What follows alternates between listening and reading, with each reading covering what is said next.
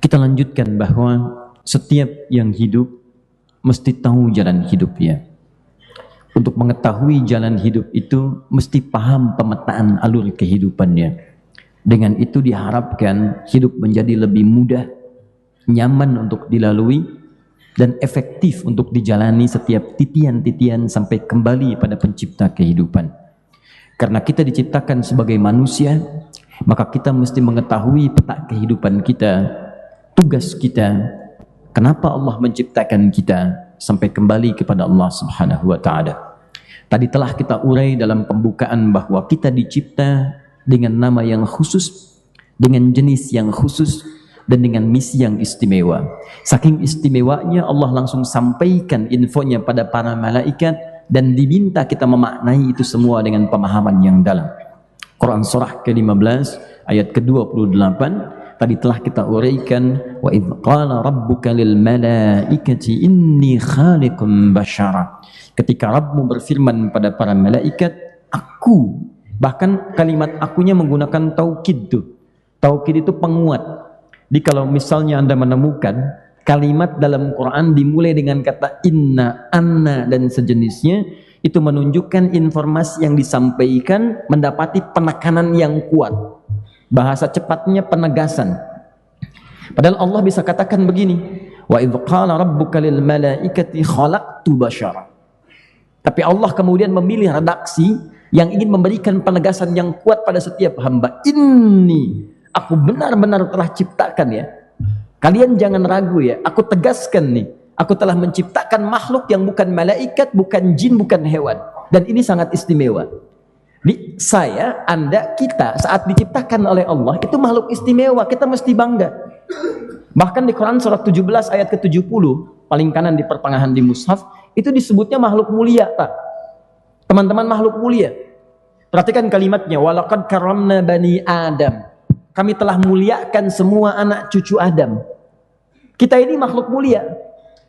Gak pernah ada statement Quran mengatakan misalnya hewan mulia, gak ada. Malaikat misalnya, ada kalimat-kalimat pujian, tapi tidak seindah apa yang disampaikan Allah kepada manusia.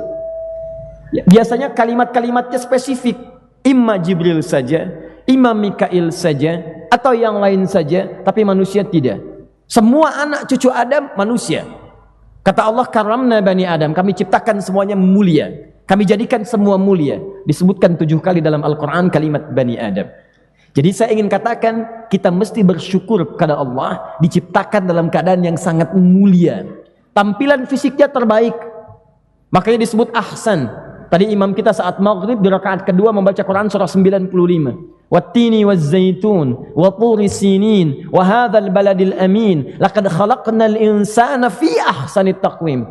Ahsan itu bentuk superlatif dalam gramatikal bahasa Arab. Disebut af'alut tafdil yang menunjukkan keutamaan. Jadi kalau ada bentuk makhluk yang bagus, ini yang paling bagus. Takwim itu dari kata qamah, sifat fisik. Jadi dari tampilan fisik saja kita sudah sempurna. Kalau ingin mengecek bagaimana indahnya antum, main ke kebun binatang.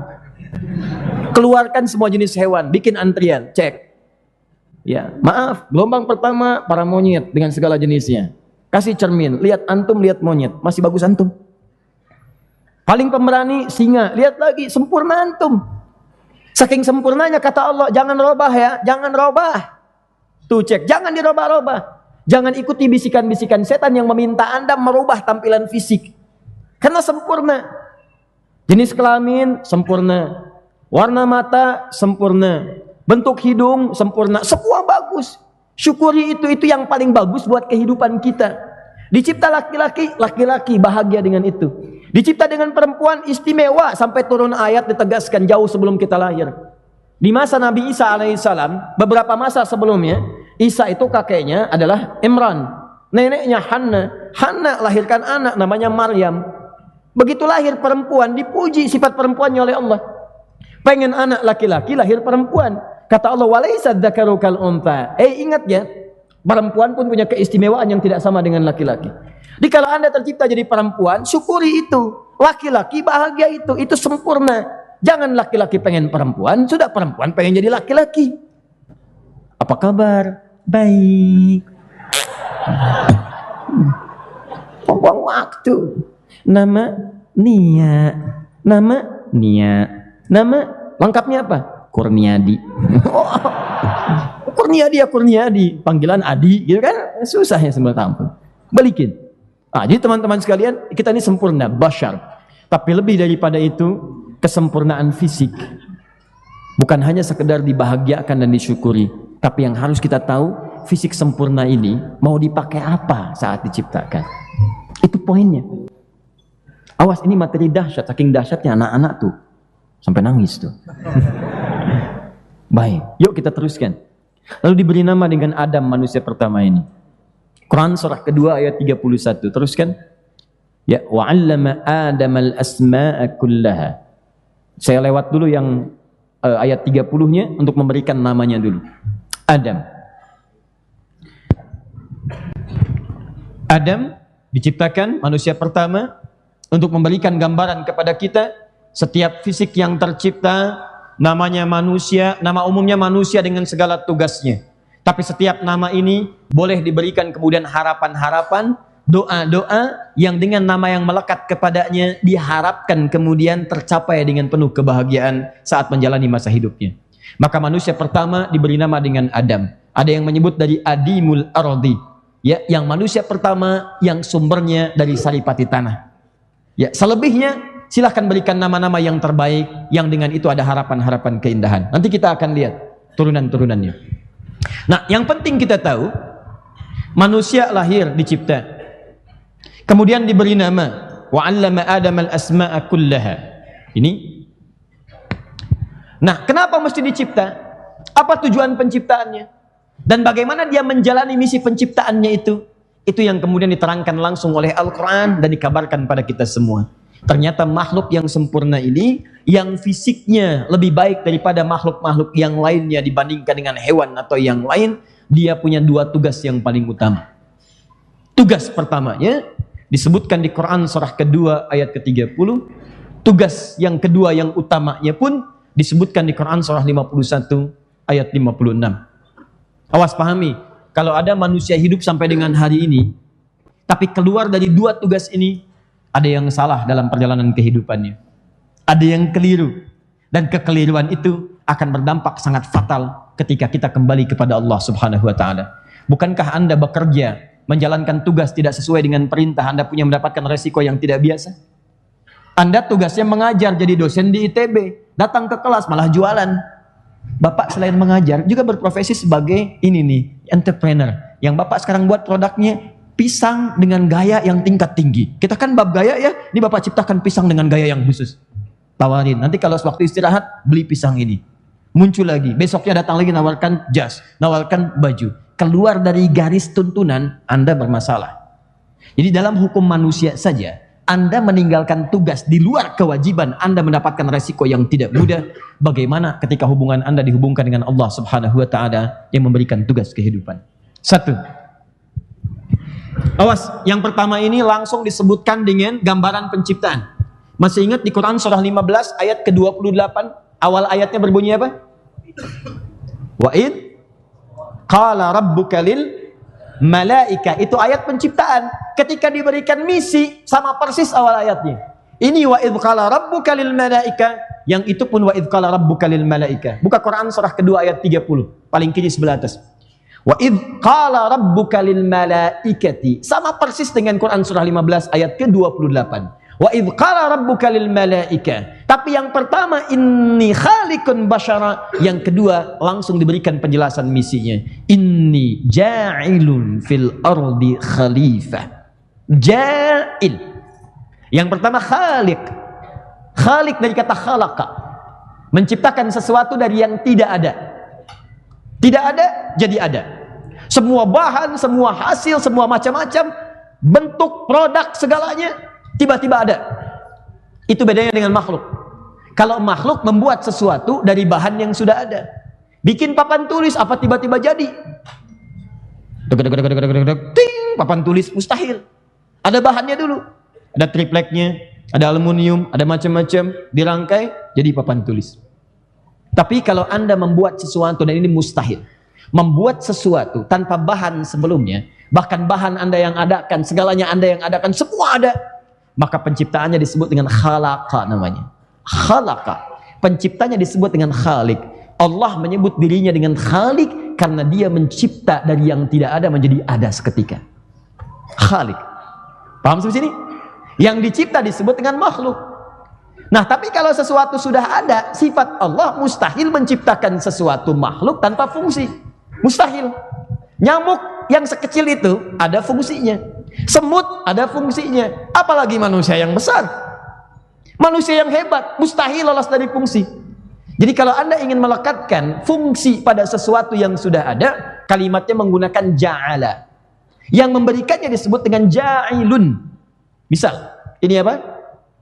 Spidol. Apa fungsi spidol? Belum tentu. Kalau saya katakan ini untuk melontar yang ngantuk. Maka apa bahasa Arabnya? Inni ja'ilul qalama ramyan lin nu'as. Superman? Ya. Saya ingin jadikan spidol yang ini khusus untuk melontar yang ngantuk. Itu ja'il namanya. Nah, Allah sudah menciptakan manusia, bashar diberi nama dengan Adam dengan segala nilai keturunannya. Apa fungsinya itu semua? Mesti ada. Maka kata Allah, inni ja'ilun fil ardi khalifah. Saya ciptakan makhluk baru ini dengan misi khusus. Saking hebatnya misi ini, malaikat tidak bisa menjalaninya. Karena desain penciptaan fisiknya tidak memungkinkan ia menjadi khalifah di bumi. Cuman manusia ini yang bisa jadi khalifah. Nah, jadi tugas pertama kita adalah sebagai khalifah. Satu. Mohon izin karena papan tulis kita agak terbatas, boleh saya menghapus yang sudah saya terangkan? Boleh? Akan tiga boleh saya, kan saya ngapus ya. Ini ya, saya hapus ini. Ini sudah saya terangkan, saya hapus. Di fungsi pertama apa? Khalifah. Saya tuliskan khalifah. Awas, ini isyarat pertama, mesti tahu dulu ya. Apa itu khalifah? Baik, pahami, saya agak cepat sedikit ya. Saya agak cepat. Khalifah itu punya dua arti utama. Pertama dari kata khalafa, yakhlifu khalfan wa khalifatan. Sesuatu yang saling menggantikan. Awas, hati-hati. Kita mesti paham ini. Jadi dari penamaan saja sudah ada isyarat di dalam.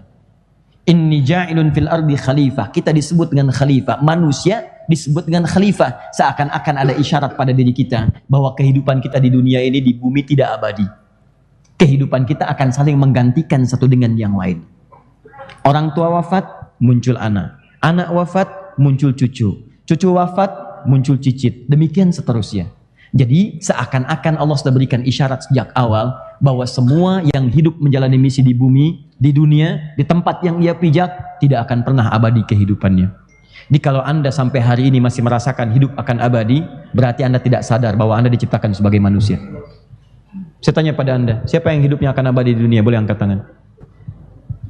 Saya tegaskan pada Anda, kalau bukan Anda meninggalkan dunia duluan, maka dunia yang akan meninggalkan kehidupan Anda lebih dulu. Ingat baik-baik, kita akan saling menggantikan dalam kehidupan dunia. Karena itulah Quran nanti memberikan turunan, pastikan begitu Anda menjalani kehidupan, pastikan Anda menyiapkan generasi terbaik untuk mengganti segala aktivitas yang akan diteruskan di masa depan. Pastikan Anda penerus yang terbaik untuk membawa misi-misi kehidupan Anda sampai kembali kepada Allah Subhanahu wa taala.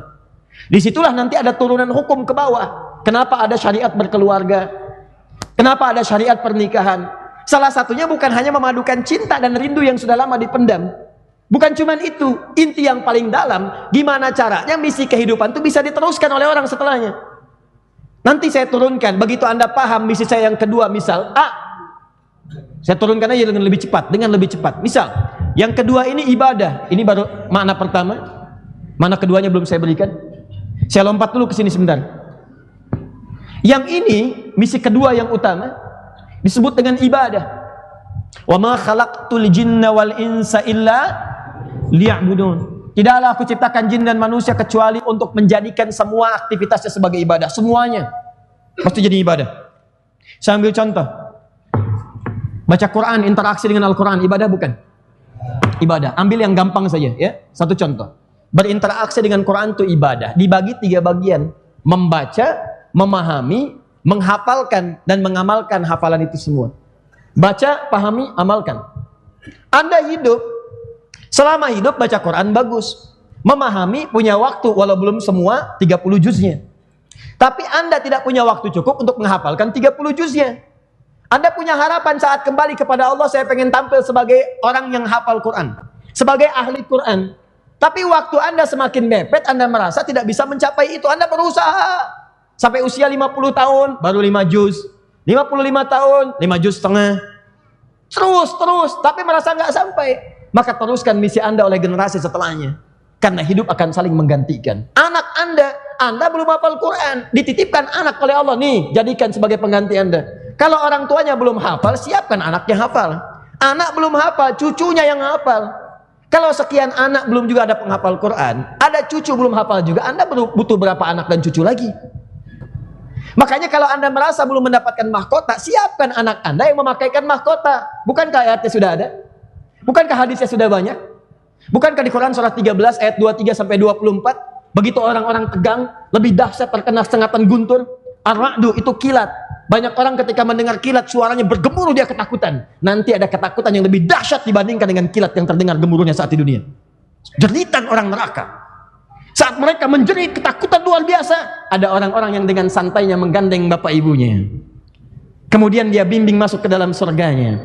Jannatu 'adnin yadkhulunaha. Ada orang-orang yang akan disambut pertama masuk lewat surga Aden. Dan dia akan memasuki semua tuntunan surga. Pintu-pintu surga akan dibuka. Yang hebat, dia menggandeng bapak ibunya. Wa man salaha min abaihim, gandeng. Wa azwajihim, pasangannya. Kalau yang hafal perempuan, dia gandeng yang laki-laki suaminya. Kalau yang hafal laki-laki, dia gandeng istrinya. Wa dzurriyyatihim, semua keluarga besarnya, anak cucunya, dia gandeng semua. Ayo masuk ke surga. Dan sebelum masuk, ternyata orang ini adalah ahli Quran. Tahunya disebutkan di Quran surah 35 ayat 33 dengan kalimat yang sama, jannatu 'adnin yadkhulunaha. Masuk, dia berikan dulu mahkota di kepala kedua orang tuanya yang telah menyiapkan dia menjadi ahli Al-Quran. Bapaknya sadar, saya nih belum maksimal, saya usahakan hafal tapi belum masuk nih. Saya siapkan anak saya. Saya nggak bisa punya mahkota, tapi saya akan buktikan pada seluruh penduduk langit dan bumi, anak saya akan pakaikan mahkota di kepala saya. Teman-teman, sekarang perlombaannya sudah tiba. Tadi saya kisahkan di Soreang, sekarang banyak ibu-ibu salehah, suami-suami saleh yang siap berlomba untuk jadi mulia di hadapan Allah saat pulang ke akhirat nanti. Demi Allah saya katakan, saya berulang kali sering meneteskan air mata. Ingat bagaimana orang-orang saleh berlomba untuk mencapai derajat itu. Terakhir kemarin tadi saya sebutkan di Soreang juga. Kita bayangkan seorang ibu muda, nikah dengan suaminya, punya cita-cita anak jadi ahli Quran. Suaminya bekerja dari nafkah yang paling halal. Ibunya mengantarkan anaknya ke sekolah. Bismillah, ahli Quran, ahli Quran. Tiap hari diantarkan, tiap hari dia cek hafalannya, dia padukan dengan hafalan di sekolahnya, dan seterusnya. Sampai dia sadari, ternyata dirinya punya masalah di perutnya, sakit. Kakinya mulai sakit. Dia berangkat ke rumah sakit. Tanpa dia sadari sebelumnya, ternyata dokter mengatakan vonis jantung mengenai dirinya. Sudah bocor, sudah menyebar kemana-kemana, dan seterusnya. Dirawat di rumah sakit. Hari Jumat tiba, hari sejak dia dilahirkan di tanggal itu. Jam 2 datang anaknya, sedang membawa kabar bahagia bahwa dia telah hafal juz yang ke-30. Dibawa oleh ayahnya. Ibunya ternyata dalam sakitnya sudah menyiapkan hadiah terindah untuk anaknya. Mama ingin dengarnya. Katanya Al sudah hafal juz 30. Anaknya cemberut, anaknya senyum, bukan cemberut, senyum, malu-malu dia untuk membacakan. Tiba-tiba keluar kalimat indah dari anaknya. Mama semangat ya, mama semangat, mama sembuh, mama sembuh. Mereka bermain, ibunya makin lemah, makin lemah. Anaknya pamit, 2 jam setelah itu ibunya menghadap pada Allah Subhanahu wa Ta'ala, meninggal. Dan ditemukan catatan dari dirinya, ternyata dalam sakitnya dan dia sadari akan kembali kepada Allah, dia masih bisa menuliskan harapan-harapan. Mama mungkin punya waktu yang tipis untuk melihat kamu jadi penghafal Quran. Tapi mama berharap kamu bisa menyusul mama di tulisannya. Kamu bisa menyusul mama dengan hafalan Quran yang lebih baik saat kembali kepada Allah. Kamu siap-siap ya nak, nanti di akhirat kita bertemu, dan kamu pakaikan mahkota di kepala mama. Tuliskan. Saya temui suaminya, saya katakan pada ayahnya, dia sekolah di sekolah kami, saya katakan di hadapannya, Anda bekerja, cari yang halal, anak ini kita akan didik sampai selesai S3, jadi ahli Al-Quran. Bismillah. Kita berjumpa di akhirat, kita bergandengan tangan, dan kita temui istrimu dengan keadaan anakmu sudah hafal Quran insya Allah. Jadi Anda, kalau cuma berpikir masalah urusan dunia, Anda terlambat. Karena kita akan saling digantikan. Kita khalifah. Kalau Anda nggak hidup sekarang, Anda besok meninggal. Jadi kalau Anda nggak siapkan generasi yang terbaik setelah Anda, mustahil bisa meneruskan visi misi Anda. Orang yang meneruskan diri kita mesti lebih hebat dibandingkan dengan kita. Perhatikan, Hannah bukan nabi, Hannah bukan rasul. Ketika dia mengandung, lahir Maryam. Maryam lebih baik daripada Hannah. Maryam punya anak, anaknya Isa. Isa lebih baik daripada Maryam. Jadi setiap ada keturunan lebih baik daripada keturunan sebelumnya. Isa nabi, Isa rasul. Ibunya bukan nabi, bukan rasul, tapi lebih soleh dibandingkan dengan kakek neneknya.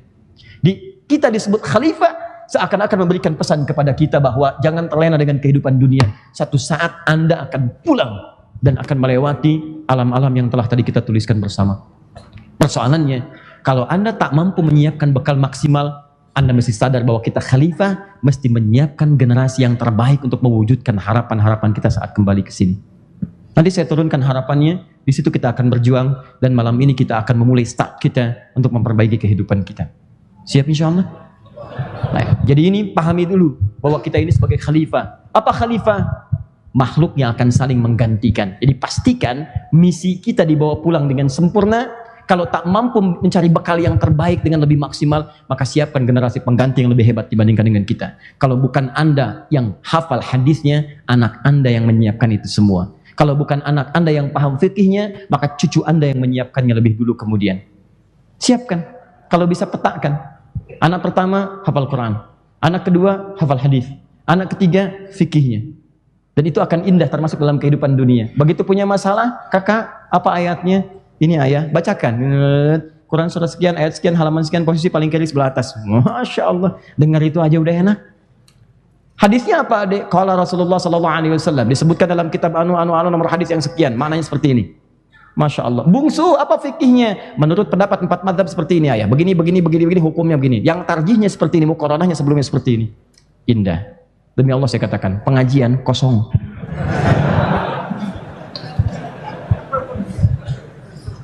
Jelas ya? Nah, yang kedua dari kata khalifah. Saya balik lagi ke sini. Kata khalifah selain punya fungsi menggantikan, makna keduanya juga bisa diartikan sesuatu yang menghadirkan manfaat dan kesuksesan. Manfaat,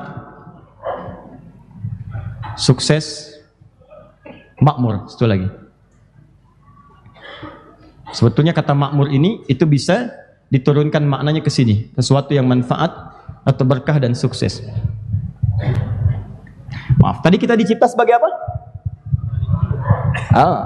Manusia.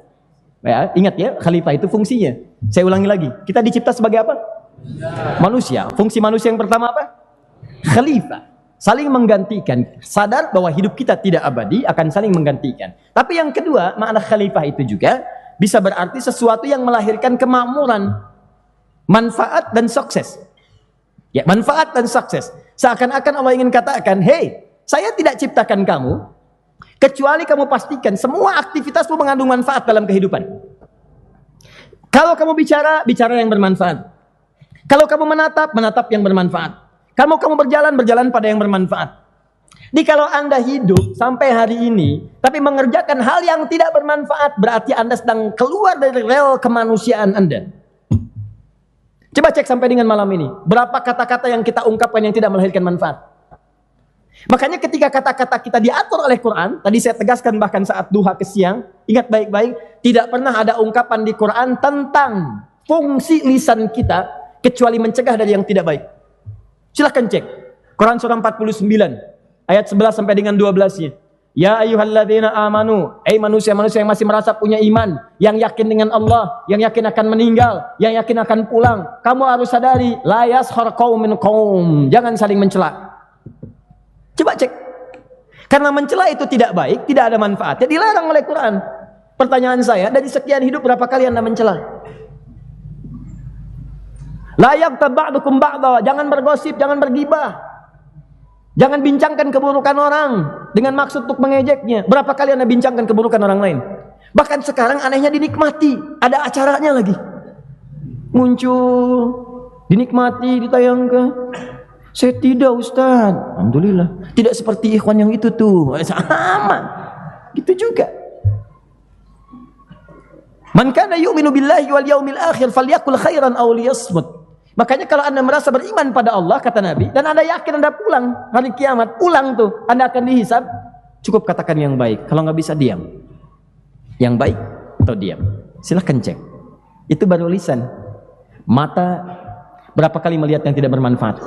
Tangan berapa kali mengerjakan yang tidak bermanfaat.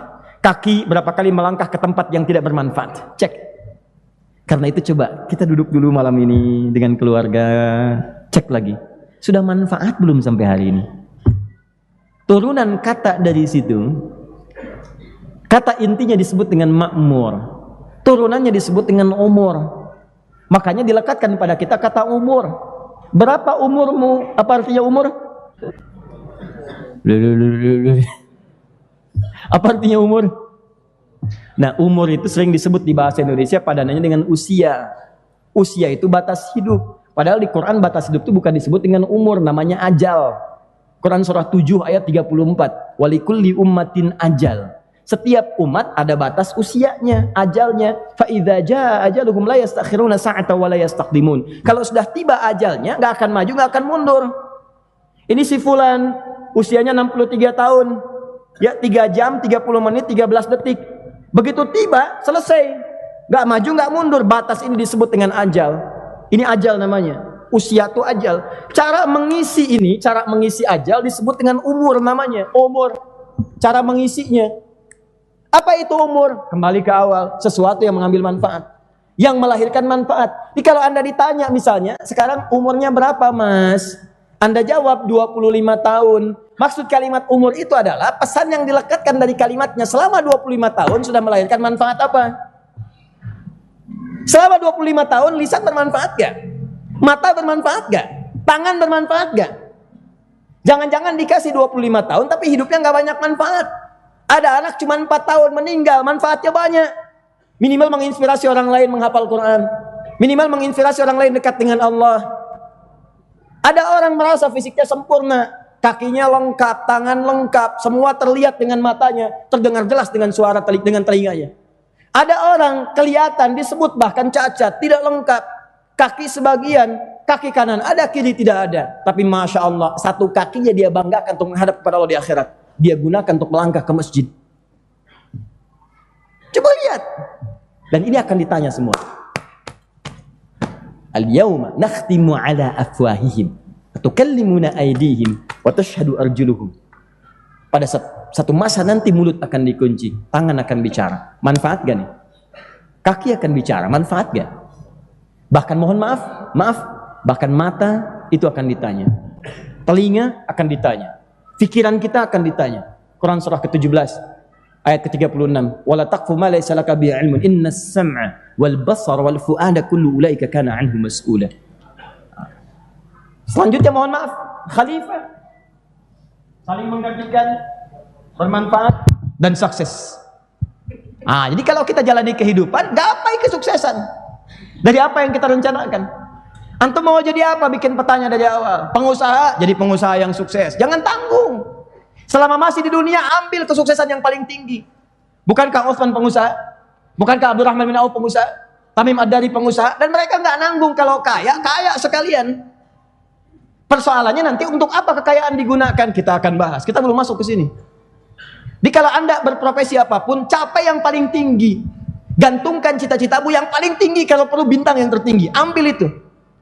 Anda masuk jadi mahasiswa ITB. Apa targetnya? Target yang paling pintar sekalian. IPK yang paling tinggi. Kalau ada lebih daripada 4, ambil sekalian. Jadi yang terbaik. Jadi yang terbaik. Jadi apapun yang Anda kerjakan, tanamkan. Teman-teman, kita ini makhluk yang didesain oleh Allah. Hebatnya, bisa menguasai apapun yang mungkin kita harapkan. Karena bekal pertama yang diberikan oleh Allah pada kita adalah potensi pengetahuan yang bisa mencapai apapun. Sepanjang sesuai dengan misi penciptaan kita. Kita ini makhluk pintar, bukan makhluk bodoh. Cuman di lagu manusia bodoh. Hakikatnya tidak. Wa 'allama Adam al-asma'a kullaha. Saya pernah terangkan makna ayat itu di sini. Allah telah mengajarkan Adam semua jenis pengetahuan untuk memudahkan misi kehidupannya di dunia. Ada manusia bukan? Nabi bukan? Rasul bukan? Adam Nabi atau Rasul? Kita cek. Yang Nabi angkat tangan. Nabi Anda. Masya Allah. Jadi kalau semakin malam agak aneh memang. Luar biasa. Barusan Superman, sana Nabi. ITB semakin berkembang. Why? Tahu bahasa Inggrisnya ITB? MIT. Ya, Bandung Institute of Technology. Why? Dan Nabi. Adam itu Nabi, tapi bukan Rasul. Ya, Nabi bukan Rasul. Kalau Rasul diberikan risalah untuk disampaikan pada umat. Nabi diberikan risalah untuk menatap pribadinya dan orang terdekat. Kenapa Nabi Adam ditugaskan sebagai Nabi bukan Rasul? Karena zaman Nabi Adam belum ada umat. Mau dakwah kemana? Paham ya? Nah, sekarang Adam manusia bukan? Manusia. Bikin persamaan. Persamaannya Adam sama dengan Nabi sama dengan manusia. Sekarang kita keturunan Adam bukan? Masih ingat tadi? Maka itu disebut Bani Adam, anak cucunya Adam. Pertanyaannya, kita manusia bukan? Manusia. Kita bikin persamaan yang sama. Adam manusia, kita manusia. Baik, Adam tadi Nabi, kita Nabi bukan? Ayo, angkat tangan. Ya? Baik, kita bukan Nabi. Kita bukan Nabi, Adam Nabi. Kita manusia, Adam manusia. Kita punya persamaan, kita punya perbedaan. Allah menciptakan Nabi Adam sebagai manusia. Ketika diciptakan sebagai manusia, diberikan bekal pengetahuan. Cuman bedanya dengan kita karena beliau Nabi, maka berlaku sifat kenabian. Apa diantara sifatnya? Diajarkan langsung oleh Allah jenis pengetahuannya. Makanya cek semua ayat di Quran, semua Nabi diajarkan langsung. Nabi Muhammad diajarin langsung, turun malaikat mengajarkan, Iqra bismi rabbikal ladzi khalaq. Yang turun malaikat diajarin. Antum bukan Nabi, makanya nggak ada malaikat turun ngajarin antum. Ya Allah, turunkan padaku malaikat. Ya Allah, ajari aku. Nggak akan datang sampai kiamat, kurang 2 hari nggak akan datang kecuali malaikat maut. Datang. Jadi kalau Nabi diajarkan langsung, kalau kita bukan Nabi dikasih potensi dalam diri kita, potensi untuk menggapai apapun. Di manusia itu makhluk luar biasa. Anda itu kalau mau jadi apapun potensinya ada, tinggal digali aja. Ya, dalam tafsir Al-Khazin karya Imam Al-Baghawi itu disebutkan Nabi Adam itu punya potensi dengan semua bahasa bisa dikuasai. Kemampuan bercocok tanam diberikan kemampuan. Kemampuan memahami alam ada. Nah, kita potensinya ada, cuman karena bukan Nabi itu mesti digali. Makanya nanti turunan ayat di Quran untuk menggali potensi itu dengan belajar maksimal. Di antum tuh jangan putus asa. Antum tuh makhluk pintar. Kita itu makhluk jenius. Ingat baik-baik. 90% manusia itu sudah diteliti. 90% semuanya pintar. 5%-nya itu jenius. Jenius. Jadi mohon maaf, kalau ada yang jenius jangan bangga dulu cuma 5%. 90% pintar. 5%-nya yang lainnya itu terlambat. Terlambatnya bukan bodoh, bukan. Terlambatnya mesti ada pemicu katalis yang paling kuat untuk menghadirkan potensi yang hebat dalam dirinya. Mesti ada tuh. Dorong sampai muncul dia. Ya. Jadi pintar itu pilihan. Ingat, pintar itu anugerah, bodoh itu pilihan. Ya. Jadi kalau Anda diciptakan pintar, kenapa mesti milih bodoh? Ayo, ambil yang paling hebat. Masuk jurusan kimia, kuasai. Masuk jurusan fisika, kuasai. Jadi yang paling hebat. Dan profesi apapun yang dijalani, yakinkan pada diri Anda. Anda mampu menjalaninya dengan hal dan hasil yang terbaik di bidangnya. Ini poinnya. Nah, dari semua ini, fokus. Saya diciptakan makhluk yang bergantian, saya mesti bermanfaat, saya mesti sukses, dan saya mesti isi hidup semua itu dengan ibadah kepada Allah. Kerjanya ibadah, makannya ibadah, minumnya ibadah. Sekarang persoalannya, untuk apa saya mengerjakan ini semua? Hidup di dunia ini. Nah, ini peta hidupnya. Sekarang kita mulai serius, kita turunkan pada urutan ini dulu, baru kita turunkan detail dari pembahasan yang ini, sampai apa yang ingin saya utarakan dari sini ke bawah. Ini kita baru 5% kita bahas ini, ya. Belum sempurna. Maaf, saya mau tanya dulu sampai jam berapa kita? Hah? Nggak ada kajian lain setelah ini? Udah, nggak apa-apa, yang penting itu aja. Sudah. Udah ya. Supaya kita bisa atur jadwal dengan baik ya. Bismillah. Kita pastikan dulu. DKM ada DKM? Ada ya? Baik. Apa-apa. Saya cukup detail biasanya. Tidak ada masalah insya Allah ya. Kita rapikan, kita baik. Dan kalau memang ada yang lain kita berikan kesempatannya, baik ya, supaya teratur, tertib dan baik. Ya, yang salah itu nggak tahu persoalan, nulis macam-macam, begitu tahu dia salah, dihapus saja gitu ya. Nah itu masalah. Balik sini, udah, sudah selesai. Yuk, kita diciptakan sebagai apa? Fungsi pertama apa? Mana khalifah apa? Yang kedua apa? Baik, siap mencapai itu? Baik, siap kita ikhtiarkan? Yang kedua fungsinya apa? Ibadah. Ingat, fungsikan baik-baik, pahami baik-baik bahwa malam ini kita harus koreksi diri. Benar nggak hidup kita jadi ibadah? Karena bahasa Qurannya semua aktivitas jadi ibadah. Dari bangun tidur sampai tidur lagi, manusia itu hidupnya mesti ibadah.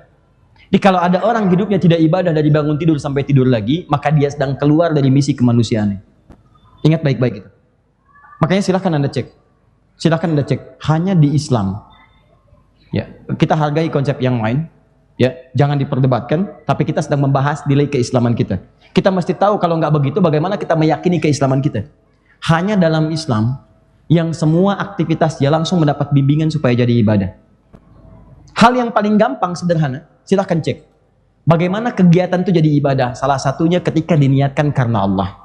Bagaimana caranya? Bersanding dengan doa. Doa itu bukan sekedar kalimat formal yang dibacakan saat akan beraktivitas, tapi otomatis menjadikan kegiatan menjadi ibadah di hadapan Allah Subhanahu wa taala. Saya tanya pada Anda, silahkan cek di kepercayaan lain. Apakah semua aktivitas dari bangun tidur sampai tidur ada doanya? Hanya di Islam. Bangun tidur ada doanya? Apa doanya? Alhamdulillahilladzi ahyana ba'da ma amatana wa ilaihin. Tahu dari mana? Al-Bukhari nomor hadis 181 dari Jundub bin Junadah. Bahkan ringkasnya dengan cepat, bukan sekedar baca doa langsung. Buka Abu Dawud nomor hadis 1369 dari Ibnu Abbas radhiyallahu taala anhuma. Sampai cara bangunnya, detilnya diterangkan.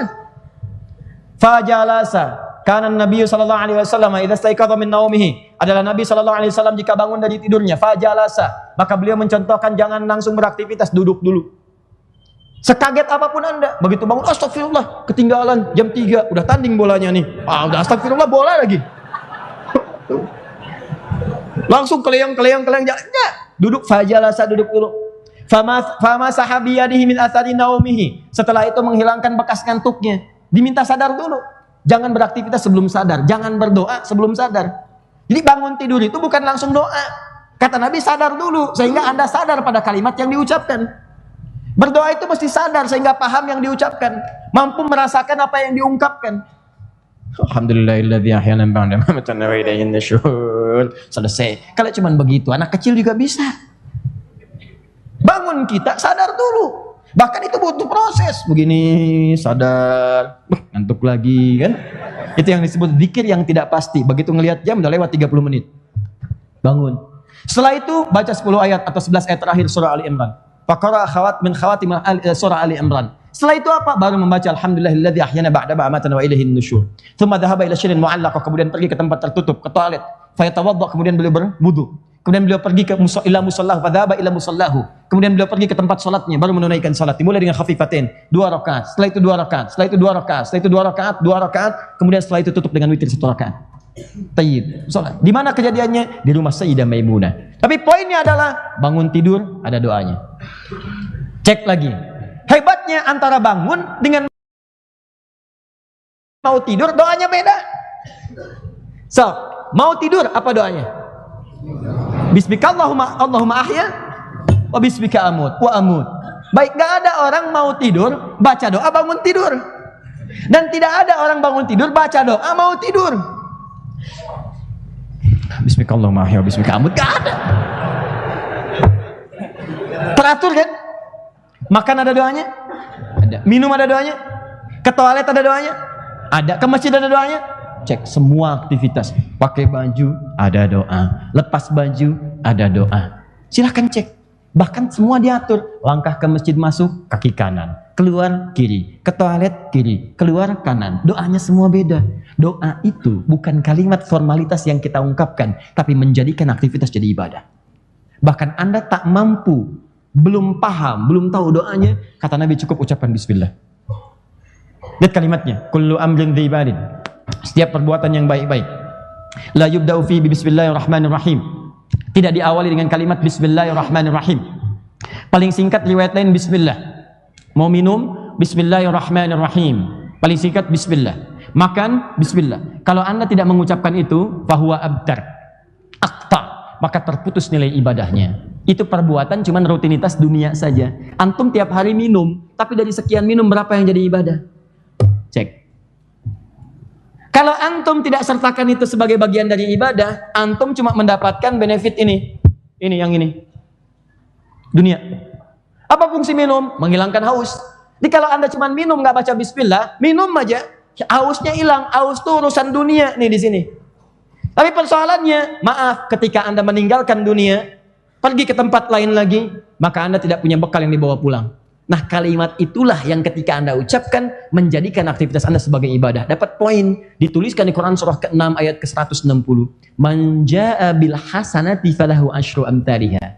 Siapa yang mengerjakan hasanah? Apa itu hasanah? Kebaikan yang punya nilai ibadah. Makanya Anda berdoa supaya setiap aktivitas baik Anda jadi ibadah. Bahkan doanya tuh hebat. Anda ucapkan, bahkan Anda punya istilah sendiri. Doa apa yang paling populer? Sapu jagat. Tuh cuman Anda yang tahu istilahnya, orang Arab aja nggak tahu. Datang ke Mekah tanyakan, "Atadri doa sapu jagat?" Kita tuh luar biasa, istilah banyak di kita. Doa sapu jagat, doa sapu nggak ada jagatnya, doa jagat nggak ada sapunya, cuman kita. Coba, Rabbana atina fid dunya hasanah. Kenapa disebut hasanah? Karena kita berharap setiap aktivitas baik kita punya nilai akhiratnya. Quran surah kedua ayat 201, paling kanan sebelah bawah. Wa minhum may yaqulu rabbana atina fid dunya hasanah. Setelah itu mau dibawa kemana? Wa fil akhirati hasanah. Itu yang kita bawa ke akhirat. Minum poin 10. 10 itu jangan dihitung 1, 2, 3, 4 terus sampai 10. Bukan begitu cara ngitungnya. Antum datang ke masjid aja, baik yang di dalam, di luar, di lapangan dan sebagainya, yang merapat ke masjid, itu baru nyampe dapat 25 kebaikan. 25 teman-teman. Ngitungnya yang 1, 2, 1 ke 2 500 tahun. 2 ke 3 500 tahun. 3 ke 4 500 tahun. Jadi kalau ada anak kampus ITB muslim waktu sholat bisa ke masjid, gak ke masjid rugi dia. Baru datang aja udah dapat 25. Baru 25 kebaikan, baru datang, nyampe. Ini Anda kerjakan dicatat 10, jarak 1 ke 2 500 tahun. Jadi kalau Anda mau minum, Anda nggak bacakan bismillah, Anda kehilangan pahala itu. Tuh, berapa banyak dari aktivitas kita yang tidak ada nilainya.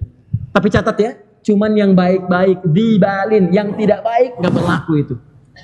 Ada orang mau korupsi disogok misalnya. 1 miliar Pak, nggak bisa saya, takut dosa. Pakai bismillah aja dulu. Bismillah.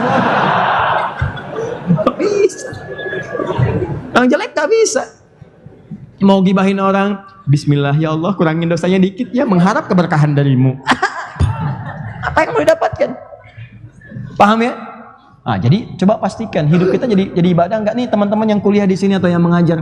Udah berapa puluh tahun mengajar. Jangan bangga dulu jadi ibadah nggak. Kalau cuma ngajar, jangankan Anda, banyak dosen-dosen lain yang belum beriman juga mengajar.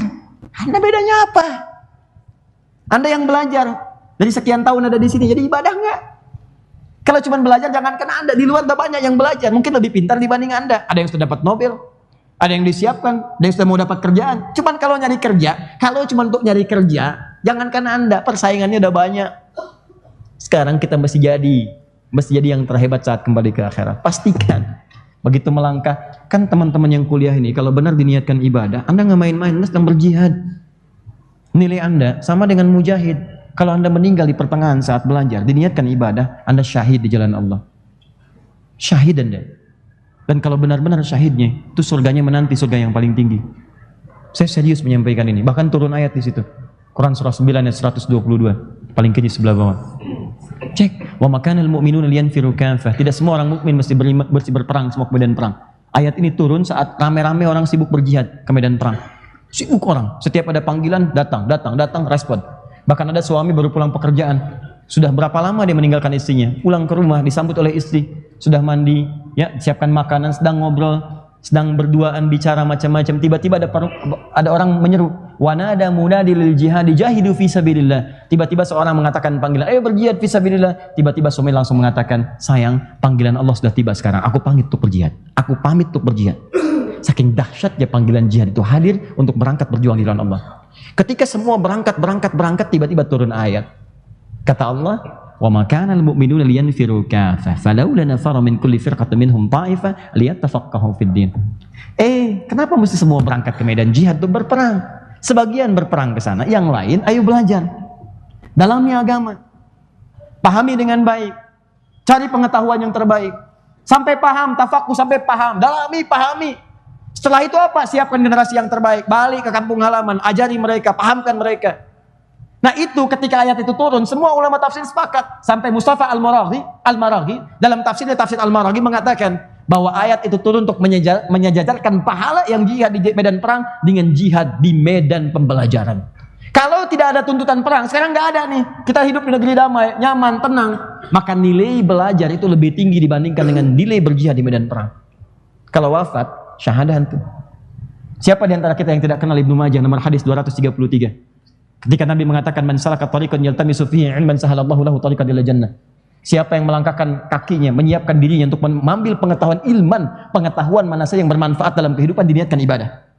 Anda belajar fisika, Anda belajar astronomi, bukan sekedar untuk mengamati bintang, tapi untuk menentukan bagaimana penanggalan waktu salat yang baik. Bagaimana penetapan Idul Fitri, Idul Adha, Ramadan yang bagus. Anda dalami, Anda pahami hukumnya, dunia yang Anda dapat, akhirat yang Anda muliakan. Ketika Anda langkahkan kaki ke kampus itu, bertahun-tahun Anda belajar, setiap langkahnya langsung dihitung meringankan langkah Anda ke surga. Pertanyaan saya, dari sekian Anda kuliah, berapa yang jadi ibadah? Kalau Anda wafat di tengah jalan, maka Anda dapatkan surga seketika. Langsung turun Quran surah keempat ayat 100, paling kiri sebelah bawah. Wa may yakhruj min baiti muhajiran ila Allah wa rasuli thumma yudrikul maut faqad waqa'a ajruhu 'ala Allah. Siapa yang baru keluar dari rumahnya, kemudian dia berniat berubah, berhijrah karena Allah dan Rasulnya, tiba-tiba dia wafat di pertengahan jalan, pahalanya dituliskan. Ayat ini pun mengisahkan orang dulu yang pernah bunuh 100 orang, mabuk-mabukan, tindakan kriminalitas tingkat tinggi, tiba-tiba dia tobat. Apa tobat pertamanya? Berangkat ke majelis ilmu. Di pertengahan, belum nyampe ke majelis ilmu, dia meninggal. Tobatnya diterima, langkah lakinya dihitung sebagai pahala, masuk surga. Antum ini nggak pernah bunuh orang, mabuk, tidak pernah seperti orang tadi, tindakan kriminal jauh dari orang tadi, dan sudah sampai di tempat menuntut ilmu. Masa nggak bisa ke surga? Harusnya dapat. Di pertanyaannya, dari sekian yang antum kerjakan, berapa yang jadi ibadah? Itu poinnya. Itu tugas kita. Tuh bapak ibu yang di rumah, berapa kata-kata yang jadi ibadah? Bukankah dalam setiap interaksi Anda dengan anak jadi ibadah di situ? Diniatin nggak? Anda nyekolahkan anak, jujur ya, jujur nih. Antum nyekolahkan anak supaya pintar atau supaya Allah ridha? Ayo jawab. Allah ridha, masa? Coba cek dulu. Kalau benar-benar mengharap keridhaan Allah, antum akan ikuti aturan Allah. Allah nggak melarang antum pintar anaknya, pintar kalau bisa sepintar-pintarnya. Ya, kan Maryam juga begitu, dicarikan guru yang pintar tapi soleh, namanya Zakaria. Kalau cuma pintar aja banyak. Sekolahkan di ITB supaya pintar, dekatkan dia komunitas yang membuat dia dekat dengan Allah. Siapkan. Bisa kok antum 4 tahun di sini keluar khatam Quran, jadi ahli fisika, IPK-nya 4 dan hafal Quran, luar biasa tuh. Dicari antum. Demi Allah saya katakan dicari. Sekarang banyak orang yang mencari menantu ahli Al-Quran. Banyak. Pertanyaan pertamanya, berapa juz dihafalkan? Aku mau maharnya surat Ar-Rahman. Masya Allah. Ar-Rahman tuh belum Al-Baqarah. Wah, hebat. Dok Kiai, yang anak perempuan cantik, solehah, baik. 3 orang tuh rebutan pengen dapetin. Mirip-mirip kisah masa lalu yang ditampilkan. Datang, yang diuji Qurannya dulu. Ada nama siapa? Anas, Pak. Baca surat An-Nas. Oh, baca. Bagus. Bagus. Adik siapa? Setorik, Pak. Baca surat At-Tariq. Baca. Bagus. Adik yang ketiga, belum ditanya, udah pucat wajahnya. Adik siapa? Saya Imran, Pak. Silakan. Tapi dia cerdas. Saya Imran, Pak. Cuman panggilan sehari-hari, kulhu.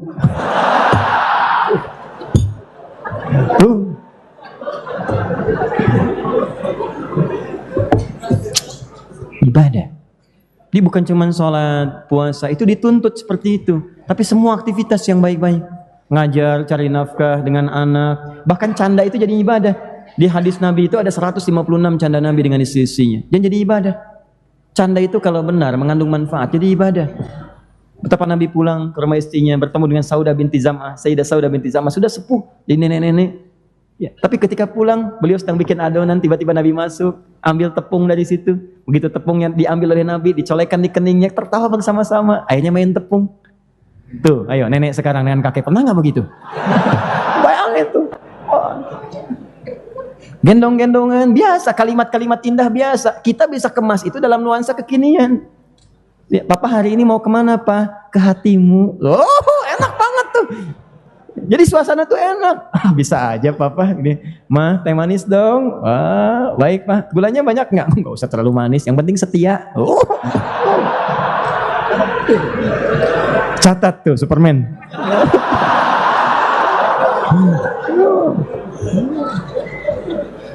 Jadi enak gitu. Nah itu ibadah. Ibadah gitu. Ada kenikmatan, nyaman, tenang, baik. Hidup kita tuh harusnya begitu. Makanya kalau ada orang hidup tidak sukses dalam capai yang dia harapkan, coba dicek. Mungkin bukan kurang hebat, dia kurang paham peta hidupnya. Kalau nggak banyak manfaat hidup ini, coba dicek. Mungkin bukan kurang baik, tapi kurang sadar dengan fungsi kehidupan kita. Nah sekarang kita ingin bicara bagaimana cara menurunkan fungsi ibadah dengan semua tadi.